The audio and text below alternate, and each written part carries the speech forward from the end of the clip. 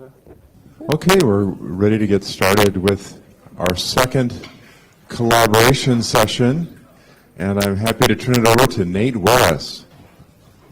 Thanks. So this is going to be a first for me in the sense that it's intended to be a discussion session, and I'm going to attempt to talk really fast at the beginning just to sort of lay the groundwork in case you just got stuck here because you couldn't get into the dev room you really want to be at. But if you've been to any like FOSS events in the past couple of years, you may have encountered a photo policy, which is about when you should take photos of other people, when you should not, and that sort of thing. It's a relatively recent innovation in policy teams. And in my encounters, I've seen some policies that are a little bit hard to understand. And so I sort of thought maybe if we talked in the open about the components of these policies and how you as an event organizer can decide what you need and what you don't need, maybe that would save some of the growing pains. 25 minutes might not be enough to do that and solve all the problems, but we can continue this discussion later. This is really just the opening salvo. Clearly these policies are coming from the right place. You know, there are people, we want everyone to feel comfortable in our communities, either in person or online. And for some people that can have a lot to do with their image. On the other hand, policies are not necessarily in their current state easy to muddle through. They tend to be a little ad hoc these days, maybe a bit disconnected from other policy decisions at the events, and they can be confusing. I'm not sure how easy it is to read that if you're at the back of the auditorium. That's from DebConf this year, and it says, well, first of all, there's a camera with a Ghostbusters line through it, but then it also says, Debian will have a roving photographer capturing both posed and spontaneous photos to document DebConf and to use in promotional materials in the future. Please respect the wishes of others, expressed verbally or via the badge when taking your own photographs. So does that mean the professional photographer does not have to? That's someone else. Like, I have to respect other people's badges, but Debian is also having someone take their own pictures. I don't know. I tried to find out who wrote that policy, and no one really knew. This is the short link for a pirate pad that has sort of the things that I thought of would be worth discussing. Please feel free to add your own notes to that. I did use an URL stretching service.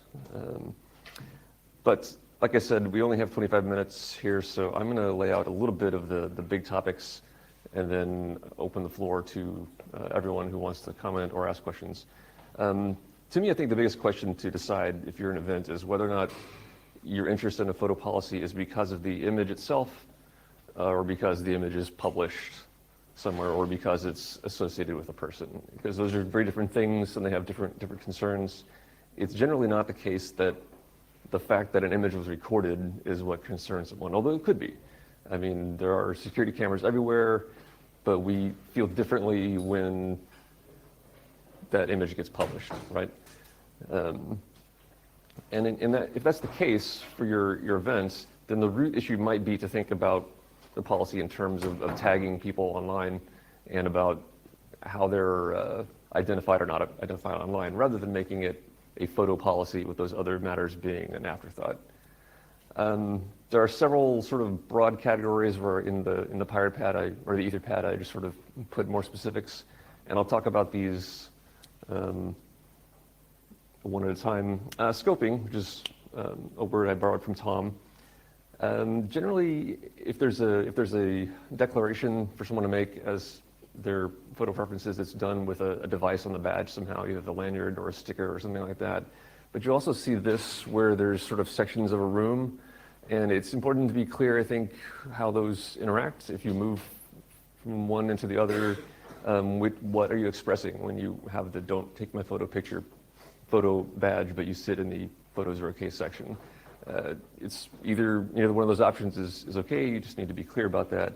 But you also have similar issues come up with, well, what happens in the Q&A period? There's someone with a no photo thing, should they not be recorded by the video team? Does this apply? Can you be a volunteer and a staff person and a room proctor and not have people take your photo. There's a lot of variables to be managed there in drafting your policy.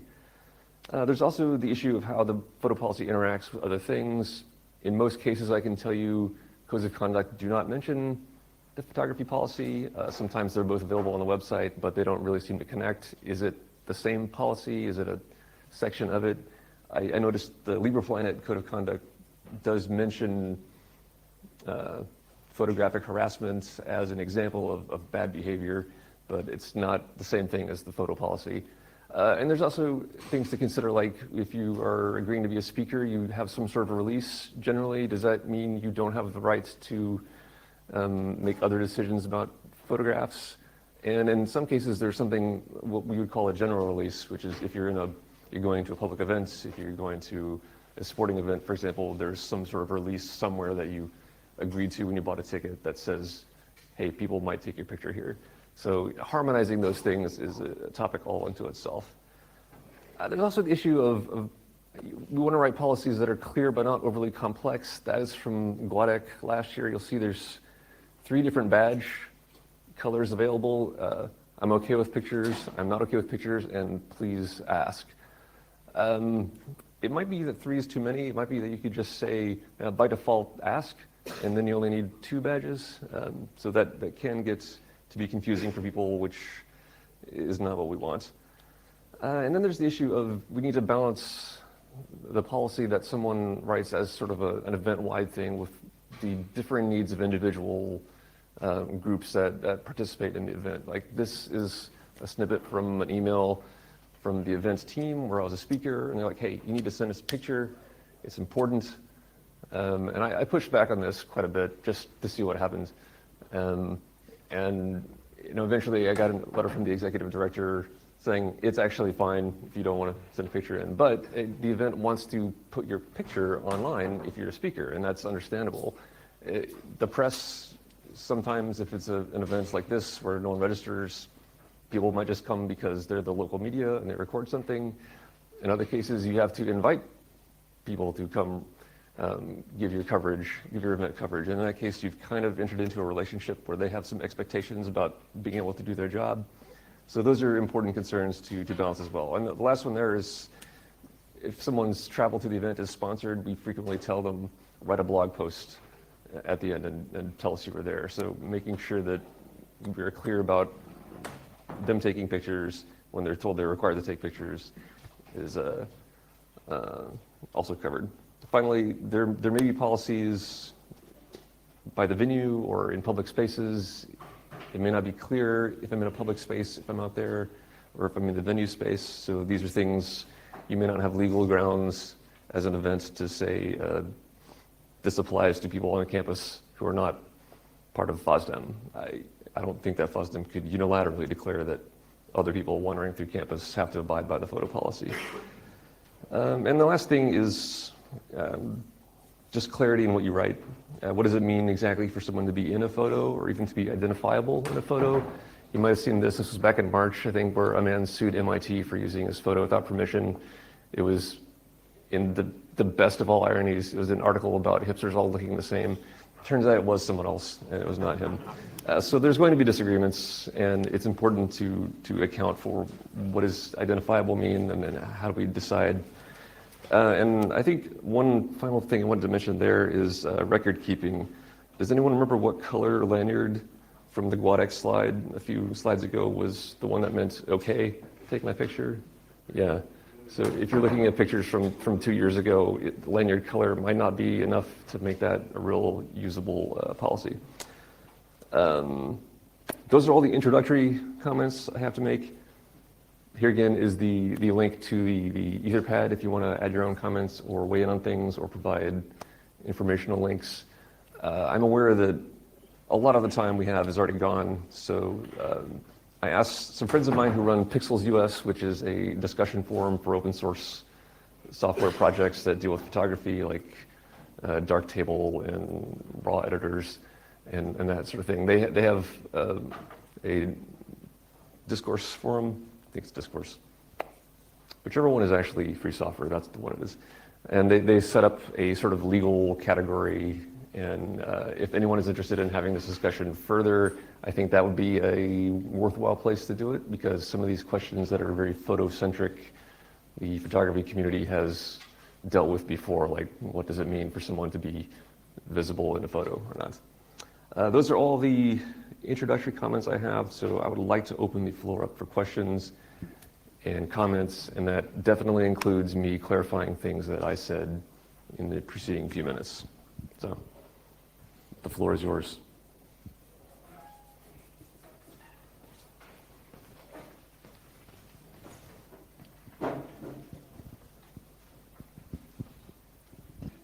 Okay, thank you very much. You brought quite an interesting and underestimated topic. I just want to add a few comments. Because of my private practice, I had the fun experience to draft a photography policy for a cosplay event of Game of Thrones for a public library.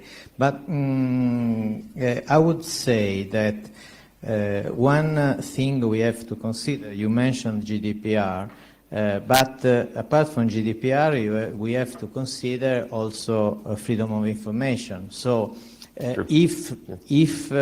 okay, photography for documenting the event is one thing, you can object and things like that. But when it comes to freedom of information, just people informing that there is a conference, then other consideration came into play. And the second point I would still consider is the fact that, of course, you are dealing only with the topic of pictures taken by the organization. But there is also the topic of pictures taken by other attendees and then shared on social networks. If you just do it as on a personal base, then you are protected by the household exemption under the GDPR. But as long as you share it, well, things can get a little tricky. What do you think about it?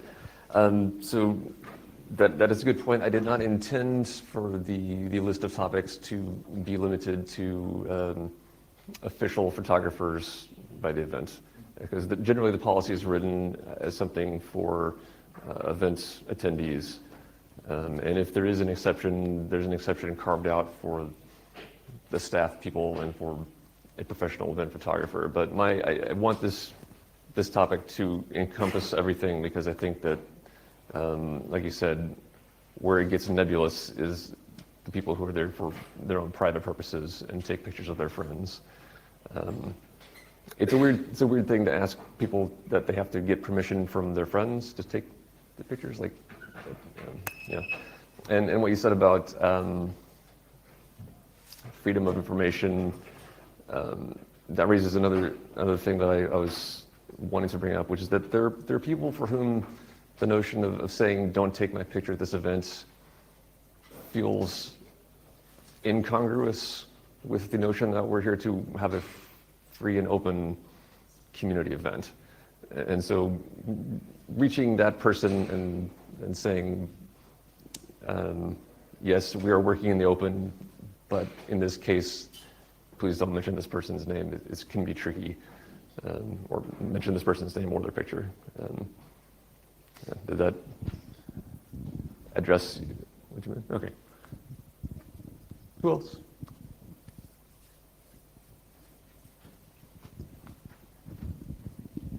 Hi. To be maybe a little bit provocative or whatever, these sort of photo policies have sort of starting to become around in the last year or two. I assume maybe concerns about facial recognition and so forth is driving at least some of it. But it almost seems to me kind of realistically, yes, you could essentially just ban photography events or photography only of speakers, but is a practical policy even doable beyond that, or is this or does this really boil down to sort of a feel-good type of thing of people think they can be kept from being photographed? In reality, they're going to be in lots of photographs at any given event. Well, I'm not a lawyer, but this to me feels like where a lawyer would bring up the notion of like reasonable expectations. So like we know we can't proactively prevent people from behaving badly, but we can set expectations in a code of conduct policy and then generally lay out the terms of what we expect. And it's a good point that like maybe in some of the earliest codes of conduct that I saw events adopt, they spend a lot more time trying to express the full set of what's okay and what's not okay. And that was sort of not helpful. It was a lot more helpful to set the general terms and then devote more energy into responding to incidents and explaining to people how to report incidents and that sort of thing. So I would think it's in the same category where maybe getting too detailed on the photography issues itself is not money well spent, but setting the expectations at a community level and then having mechanisms in place to handle the disagreements that can come up is the more beneficial approach, maybe.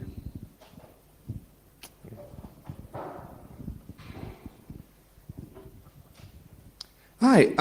So it seems from everything you've presented that these policies are both rather difficult to draft, also rather difficult to implement, and can have some ambiguities or even inconsistencies and might lead people to have certain expectations as to what is or isn't being permitted, and that those expectations might be frustrated in a way that leaves people perhaps more disappointed than they would be if those expectations weren't there in the first place, which is to ask, have any studies been conducted as to the effect of having these policies in place at all? Does it increase participation? Does it increase diversity participation? Do people approve of them and enjoy them, or have they perhaps created more frustration than they've solved? I have no idea, and that's a good question. I guess I would hope that someone who's taking notes can add that to the Etherpad before I forget to do so. But yeah, since I view this session as sort of a attempt to start the discussion, I hope that we can maybe look into that. Of the events that I regularly go to, GUADEC has a posted photo policy and has had one for, I think, 3 years-ish, somewhere there. And like I mentioned, the DebConf seemed very ad hoc and a little bit confusing. But I do know because GUADEC has been doing this that there are other events that have done this, and they may have some data, anecdotal or numeric. We'll see. Good point. We have 5 minutes or slightly less.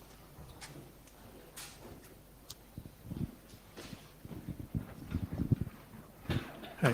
Well, speaking not in legal terms, but mostly in principle terms, I see the freedom of some people not to be photographed, but don't you think that there's also a freedom for everybody else to be able actually to share experiences of a public conference and to send photos to friends, to send group photos and even of the organizers to document what's happening, keep it record. So, in these policies, often I see a lot of emphasis on the privacy side, but not a lot of emphasis on the fact that it's a public event and there's actually a legitimate interest of other people to share the content and show it. The door was closing there. You're asking? No, I was asking your opinion on this. So don't you think that there should be also some attention in protecting the right of people that have no problem being photographed and actually want to share content from the event? Yeah, I think so. Join others. So. Also because, by the way, I think there are a few people that have a real need not to be photographed, like whistleblowers or these kind of people. And if we end up in a situation in which half of the room is asked not to be photographed, the result will be that the people that really have a real need will just be lost in a bigger crowd, and maybe people will just say, screw it, and photograph everyone, and then the people that are really in risk will that would be an undesirable outcome, but yeah, it's potentially. Yeah, I think I agree. It's definitely about balancing, not about declaring. So it's about balancing the needs of different groups. Anyone else? Alrighty. Well, I thank you for your attention, and like I said, the discussion forum at Pixels the US is set up for this purpose. I'm sure that other legal questions will eventually make their way into that forum, but please, if you are someone interested in community policies or in event planning or in photography, and you have questions or concerns on this topic, go to pixels.us, and we will all see you there. Thanks. Thank you, Nate.